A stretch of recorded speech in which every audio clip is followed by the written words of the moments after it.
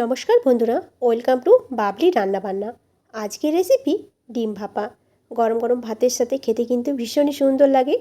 সবার প্রথমে এখানে আমি ডিম ভাপা বানানোর জন্য ডিমগুলোকে একটু সেদ্ধ করে নিয়েছি।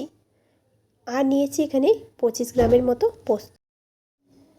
আর দেব বেশ কয়েকটা কাঁচা লঙ্কা। পোস্ত আর কাঁচা লঙ্কাটাকে বেটে নেব।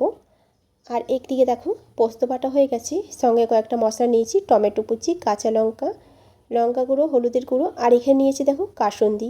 যেহেতু আজকে ডিম কাসুন্দি ভাপা বানাবো, তাই কাসুন্দিটা 2 চামচের মতো নিয়েছি। সবার প্রথমে নুন আর হলুদের গুঁড়ো ভালো করে ডিমের গায়ে মাখিয়ে নেব। এবার কড়াইয়ের মধ্যে দিয়ে দিয়েছি সর্ষের তেল। তেল দিয়ে ডিমগুলোকে হালকা করে একটু ভেজে নেব। ডিমগুলো যদি ভেজে নিয়ে রান্না করা যায় তবে ডিম ভাপার স্বাদ কিন্তু আরও বেশি ভালো হয়। তবে খুব বেশি ভাজার দরকার নেই, হালকা যখন একটু ভাজা হয়ে যাবে তখনই ডিমগুলোকে নামিয়ে রাখবো। এই যে দেখো হালকা ভাজা হয়ে গেছে, ডিমগুলোকে আমি নামিয়ে রেখে দেব। এবার একটা টিফিন কৌটো নিয়ে নিয়েছি। সবার প্রথমে দিয়ে দেব কাঁচা লঙ্কা আর পোস্ত বাটা। যেহেতু আমি কাসুন্দি ডিম ভাপা করছি তাই এখানে সর্ষে বাটাটা দিলাম না। এবার দিয়ে দিলাম টমেটো, অল্প করে টমেটো দিয়ে দিলাম হলুদের গুঁড়ো, লঙ্কার গুঁড়ো, তারপরে দিয়ে দিচ্ছি দেখো কাসুন্দি। এখানে 2 চামচের মতো কাসুন্দি আমি নিয়ে নিয়েছি।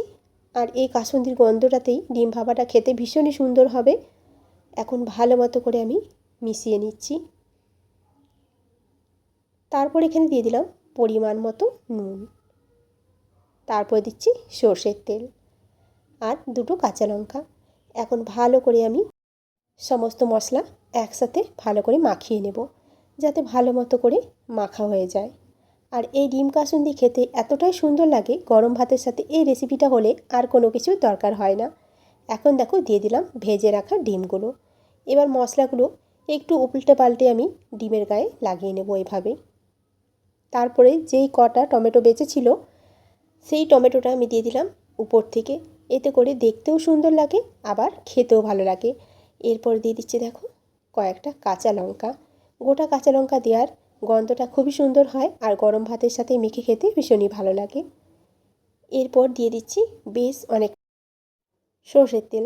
এই ডিম ভাপাটা সর্ষের তেল দিলে ভীষণই সুন্দর একটা গন্ধ বেরোয়। এবার দেখো ঢাকনাটাকে আমি লাগিয়ে দিলাম। আগে থেকে আমি কড়াইতে জল গরম করতে দিয়ে দিয়েছিলাম।